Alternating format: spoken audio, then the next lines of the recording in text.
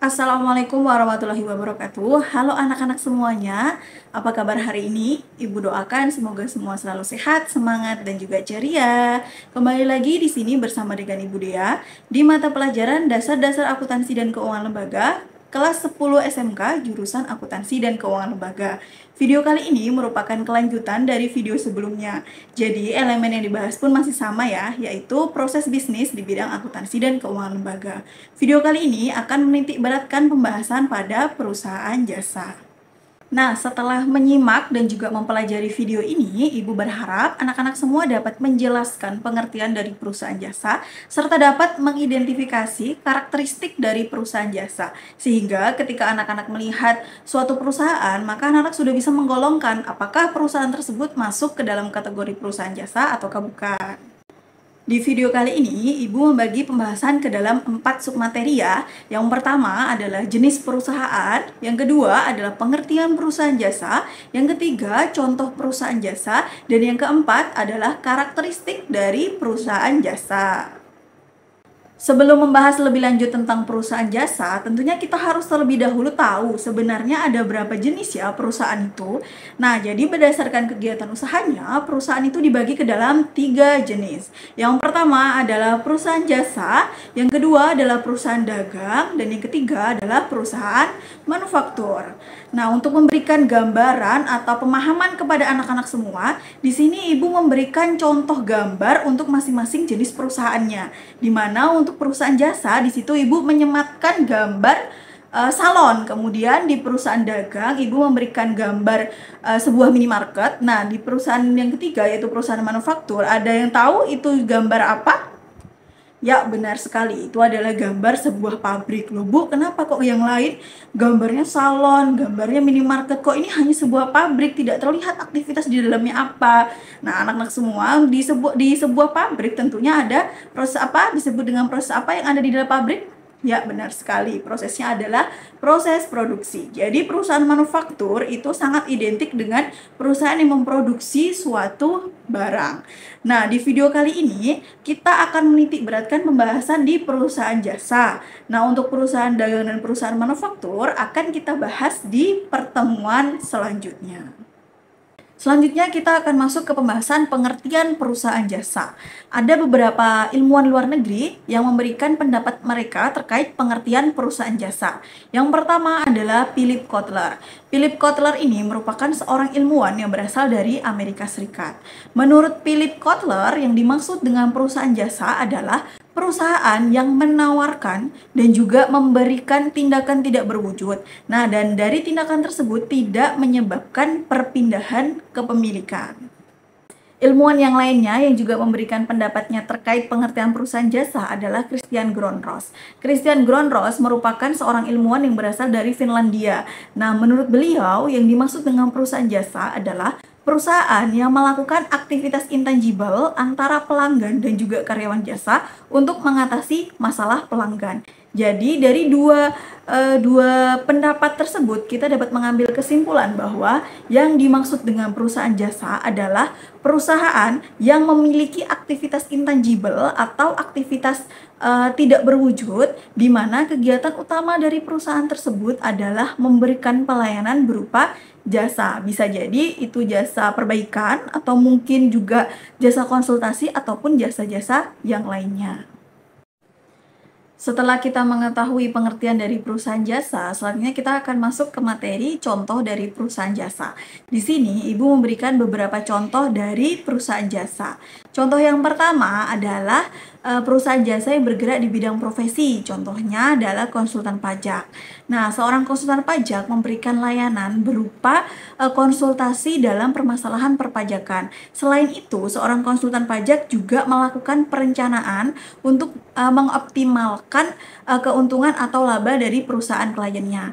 Nah, untuk menjadi seorang konsultan pajak, seseorang harus dinyatakan lulus dari ujian sertifikasi konsultan pajak atau biasa juga dikenal dengan istilah USKP. Contoh selanjutnya adalah di bidang jasa angkutan. Nah, di sini Ibu memberikan contoh ojek.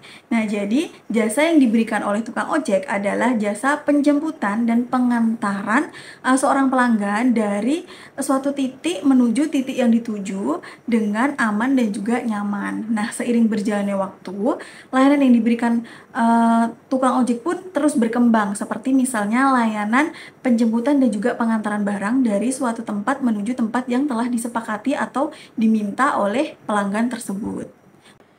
Contoh yang ketiga adalah di bidang jasa servis. Di sini Ibu memberikan contoh bengkel.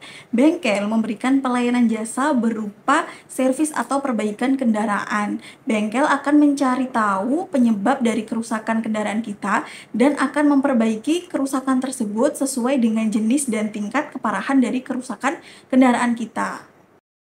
Contoh selanjutnya adalah di bidang jasa penginapan. Nah, di sini Ibu memberikan contoh hotel. Hotel menawarkan jasa penginapan bagi para tamu yang berada jauh dari tempat tinggalnya. Nah, seiring berjalannya waktu, jasa yang diberikan oleh hotel terus berkembang. Contohnya misalnya hotel menyediakan ballroom yang dapat digunakan dan juga disewa oleh para tamu untuk berbagai acara. Contohnya misalnya pernikahan, kemudian juga bisa untuk rapat dan lain sebagainya. Contoh selanjutnya adalah di bidang jasa perawatan. Di sini Ibu memberikan contoh salon. Secara umum, salon memberikan jasa perawatan rambut bagi para pelanggannya seperti potong rambut, krim bat, kemudian rebonding dan juga smoothing. Tetapi seiring dengan berjalannya waktu, pelayanan yang disediakan oleh salon pun terus berkembang. Contohnya misalnya perawatan kecantikan wajah, kulit, kuku, dan lain sebagainya. Contoh selanjutnya adalah di bidang jasa cuci. Di sini Ibu memberikan contoh jasa laundry.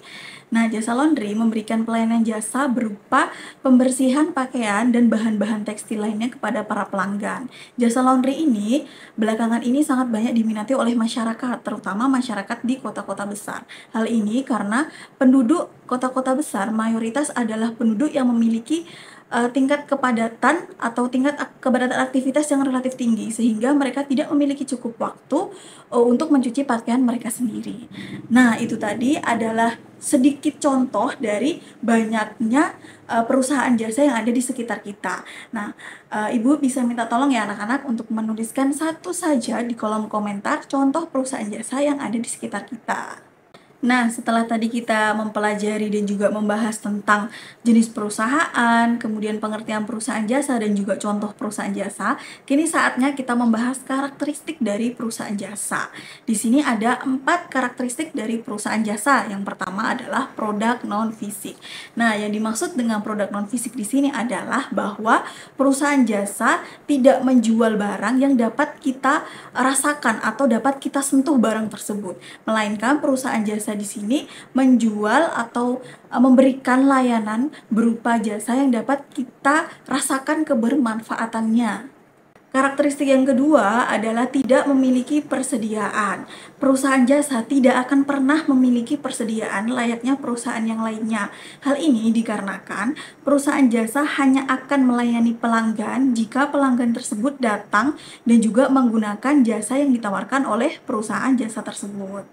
Karakteristik yang ketiga adalah tidak memiliki HPP. Perusahaan jasa tidak memiliki HPP atau harga pokok penjualan. Hal ini dikarenakan tarif untuk masing-masing pelanggan itu berbeda-beda. Hal ini disesuaikan dengan tingkat kebutuhan dari masing-masing pelanggan tersebut. Karakteristik yang terakhir adalah layanan yang berbeda. Perusahaan jasa memberikan layanan yang berbeda bagi setiap pelanggannya. Hal ini disesuaikan oleh permintaan dan juga kebutuhan dari masing-masing pelanggan. Contohnya misalnya bengkel. Bapak Adi datang ke bengkel dengan keluhan ban bocor. Nah, Bapak Budi datang ke bengkel tersebut dengan keluhan rantainya putus. Tentunya treatment atau layanan yang diberikan oleh bengkel tersebut kepada Bapak Adi dan juga Bapak Budi pastilah akan berbeda. Nah, anak-anak, itu tadi merupakan penjelasan dari perusahaan jasa, mulai dari pengertian, contoh, dan juga karakteristik perusahaan jasa. Semoga apa yang Ibu sampaikan bisa dipahami dan juga bermanfaat bagi kalian semua ya. Nah, jika ada yang mungkin kurang paham, anak-anak bisa menuliskannya di kolom komentar. Nah, mungkin itu saja yang bisa Ibu sampaikan. Terima kasih atas perhatiannya. Assalamualaikum warahmatullahi wabarakatuh. Sampai jumpa di video-video selanjutnya. Salam guru hebat.